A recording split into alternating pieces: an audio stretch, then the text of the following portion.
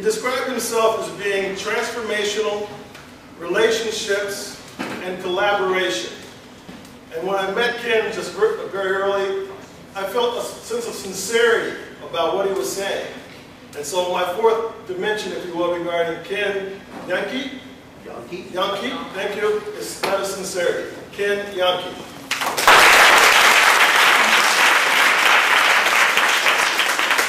Thank you. I know all of you, just like myself, have had a wonderful time today. We've had ourselves filled up emotionally, mentally, and spiritually.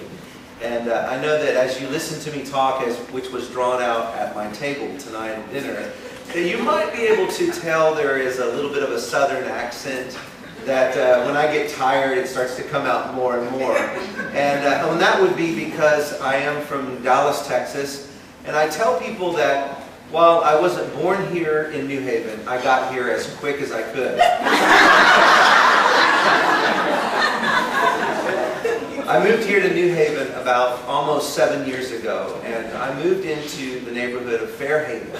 And it was quite a big adjustment for me and my wife and, well, our 4 kids at the time. They're now 18, 16, 14, and 12, but 7 years ago, they were a lot younger then. And it was quite a big adjustment because we moved from, you know, a white neighborhood, suburban, white picket fence, into a urban city and with an ethnically diverse community at best, and a lot of peculiar things that were unusual for my kids. Everything from, you know, violence and drugs and prostitution and a lot of confusion for them growing up, as you can imagine. When I got here to New Haven, because I had fallen in love with her, I felt like, you know, cities are like women. You have to know them before you can touch them. And so I spent a good year just getting to know New Haven. I would walk in the neighborhoods and I would find somebody and I'd say, "Hi, I'm from Texas. Tell me about New Haven." And they would look at me kind of odd, and then they would answer a few questions. And if it was a good day, I'd get them to walk me through their neighborhood. And I spent a year, I read everything I could. I learned everything I could about the city. I wanted to know it because there's something that drives me as a transformational person. And that is that I really believe that cities, places have redemptive purposes to them. And one of my passions is to help my city discover her redemptive purpose and live it fully.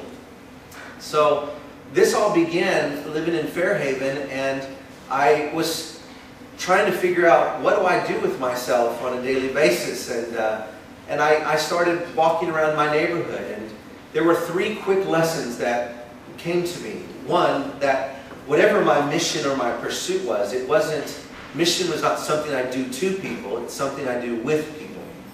The second lesson that came was that most people will never take the risk to initiate and to step out with whatever they're dreaming to do to make a change or to make a difference in their community if they don't feel like they're supported.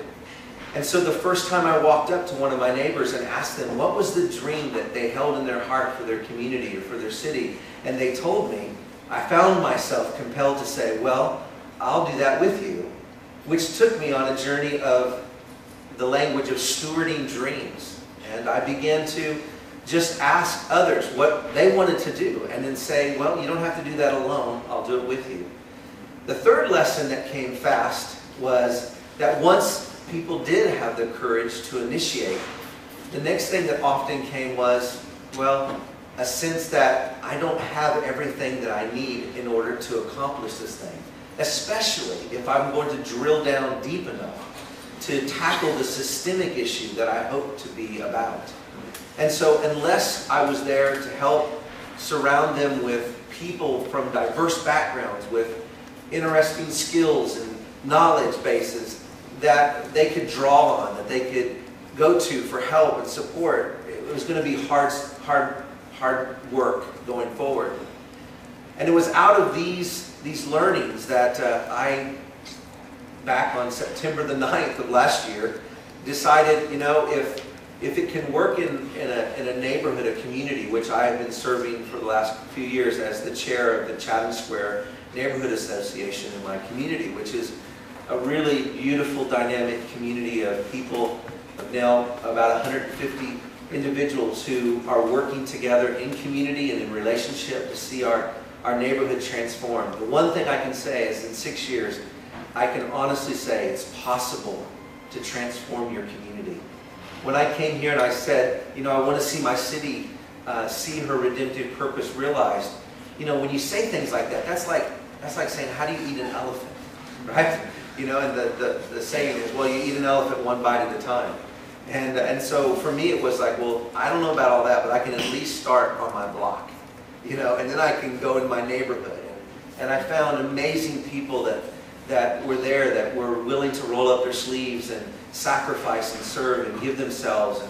And that inspired me. And what it inspired me was on September the 9th of last year was to open a space in downtown New Haven here called The Grove. And we call it The Grove because of the idea of this being the Elm City, and the idea that, you know, in a grove of trees there can be an interconnectedness that is sometimes not necessarily seen but exists, that gives strength to the towering trees that burst from the soil. And in New Haven, in a place called The Grove, a new kind of social space in New Haven, we've been gathering people from all kinds of different backgrounds and knowledge bases that have come into our space and made their home there. And The Grove has become a place where people can meet one another, can find support in the work or the project that they're trying to initiate. They can even launch a business, or an idea for a business can be birthed and incubated out of the space. People come in and we provide them with workspace. We provide them with all the amenities that they would find in a professional office, everything from private office as well as what we call hot desks that are just available for when you walk in, you just sit down wherever there's an open spot and go to work. And we have all the printing and all the coffee and tea and hospitality that you can manage when you come into The Grove. It's a place where we believe that through the power of collaboration, the power of support, and the power of diversity, that we can, in fact, inspire a social mission movement in our city. And we've tried to work intentionally in the aim of bringing together both nonprofits and for-profits under the same roof. So while we might have someone there who's strictly there to make profit, we always inspire them and say, is it possible that you might think about what it looks like to be a social entrepreneur? And then what might that look like for you to think in terms of more than just the profit and loss statement, but the benefit for our city and our communities and our friends. So The Grove has been the way that I've been trying to inspire deeper change in New Haven.